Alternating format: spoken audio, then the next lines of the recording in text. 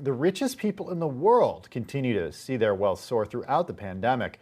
Meantime, the number of those poor and living in poverty has grown and risks getting much worse. That's according to a report recently released by the charitable organizations looking to defeat global poverty, Oxfam. Bloomberg Quicktake reporter Jennifer Zabasajja is here with a guest to further discuss. Hey, Jen. Hey, Tim. So Paul O'Brien is Oxfam America's vice president. He's also the author of a new book called Power Switch: How We Can Reverse Extreme Inequality. And he's joining us now from Washington. Paul, thank you so much for being here to talk about this report. I mean, just really staggering statistics that I'm hoping you can take us through. Oxfam has been releasing an inequality report for a number of years now. Walk us through some of these current findings and why they're so staggering, and describe that for us.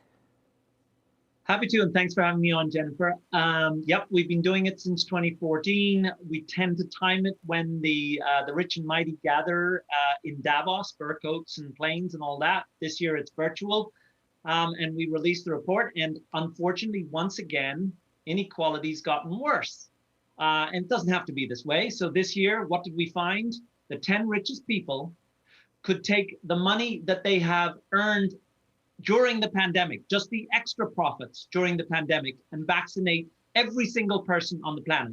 Building off your last report, that's how we could pay for it. Of course, it'd be wonderful if they'd sit around a dinner table with each other and say, what will we do with the extra money we've earned? Let's vaccinate the planet and end this pandemic. They probably won't do that. And it's not what we're calling for at that dinner party. We'd like to see them properly taxed and regulated so that that money can be brought back into the economy to give people an opportunity to lift themselves from poverty. And talk to us about that statistic. I mean, I think that data point is really fascinating. How did you come to that conclusion? We use a lot of research from different sources, Credit Suisse, from Forbes.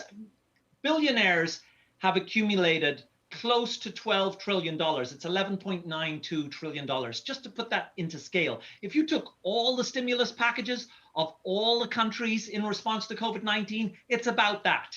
So we are talking about a scale of wealth that is sitting now in such few hands that it clearly indicates our economic system is just not working for most people. Meanwhile, most people on the planet Earth are being in around $5.50 a day, and they were essentially one catastrophe away from falling into such extreme poverty that they couldn't put a meal on the table for their families. Well, what happened this year is that catastrophe happened. So they are either in lockdown, they lost their job, they've had a health emergency, they've lost one of their family members to COVID, and they don't have the economic means to get back into the workplace or to get their basic health care or to try and resume a normal life. So our system is just not working for most folks. And I know you spoke to economists worldwide, right? I mean, I wonder what is the fear that they described for you? What do they fear most? Because it's not just economic inequality, right? No, one plays onto the other. So these crises are coming together. Fundamentally, most economists and everybody that we talk to agrees that our economic system is not working for most people. If you have a lot of wealth, it's not being taxed appropriately. And the one thing that's guaranteed is you'll have a lot more next year. Whereas if you're just trying to work yourself out of poverty, it's increasingly hard to do that. But you're right, it's not just economics. That leads to political instability, which we're seeing all around the world, Latin America, Sub-Saharan Africa, South Asia.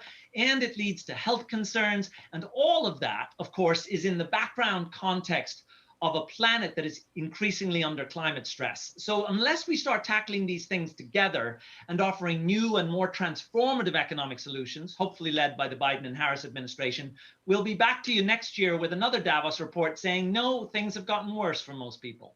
I mean, what's the likelihood of that, Paul? I mean, there have been a number of studies and reports that have come out throughout this pandemic just showing how bad inequality has gotten. So how do governments actually take the data that you've found in this report and really start to make change? I mean, when are we going to start seeing this? Well, just listening to your last report on what's happening now with Congress and the Biden and Harris administration, The optimist in me says, and this is what the book is about, they know how they got elected. And it wasn't to normalize things and get us back to the sort of Obama year economics. Our world is in crisis. They realize that. And the folks who got them elected, both at the national level, but also in key states around the country, said, we need more transformative ideas. We need to know that you're going to regulate corporate power, that you're going to make sure that we have greater opportunity to lift ourselves from poverty if we are in the United States, that you understand that this pandemic has landed worse for Black and Latinx communities in this country and for women who've been on the front lines of the care economy and as essential workers, and you're going to do something about it. So the next 100 days are super important, and what we're going to be watching for is, please don't give us business as usual. We need transformative proposals, both at the executive and legislative level, to get people back on their feet. Absolutely. Really fascinating report. Paul O'Brien, Oxfam America's Vice President. Thanks so much for your time. Tim?